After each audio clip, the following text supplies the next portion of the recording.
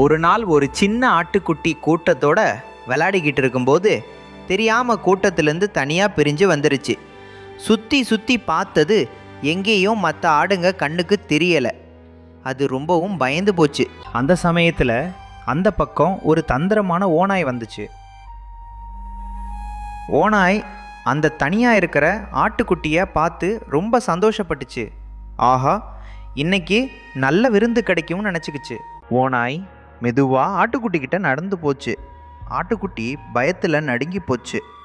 என்ன பண்ணுறதுனே தெரியாமல் முழிச்சது ஓநாய்கிட்ட வந்து, உனக்கு ரொம்ப பசிக்குதான்னு கேட்டுச்சு. ஆட்டுக்குட்டி பயத்திலேயே தலையாட்டுச்சு. உடனே ஓநாய் சொல்லுச்சு, சரி சரி பயப்படாத, நான் உனக்கு பசி போகிறதுக்காக ஒரு பாட்டு பாடவான்னு கேட்டுச்சு. ஆட்டுக்குட்டிக்கு ஓநாய் பாட்டு பாடினா இன்னும் பயமாக இருக்கும்னு தோணுச்சு. அதனால் அது ஒரு யோசனை பண்ணுச்சு.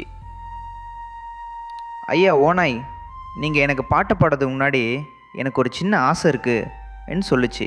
ஓநாய் என்ன ஆசைன்னு கேட்க ஆட்டுக்குட்டி சொல்லுச்சு, நான் சாக போகிறதுக்கு முன்னாடி ஒரு தடவை என் புல்லாங்குழலை வாசிக்கணும். நீங்கள் கொஞ்சம் வேகமாக ஊதுனீங்கன்னா சத்தம் கேட்டு என் கூட்டத்தில் இருக்கிறவங்க வந்துடுவாங்கன்னு சொல்லுச்சு. ஓநாய் சரின்னு சொல்லிட்டு அது வேகமாக ஊத ஆரம்பிச்சுது. பக்கத்தில் ஆட்டுக்குட்டி பொய்யாக மகிழ்வது போல நடிக்கிறது. அந்த புல்லாங்குழல் சத்தம் மலைகளையும் மேடுகளையும் கடந்து சென்றது. அந்த சத்தம் கேட்டு தூரத்தில் மேய்ஞ்சிக்கிட்டு இருந்த மற்ற ஆடுகளும் ஓடி வந்துட்டாங்க. ஓநாயை சுட்டி ஆடுகள் வந்து தாக்கின. ஓநாய் வலி தாங்க முடியாமல் கத்தியது.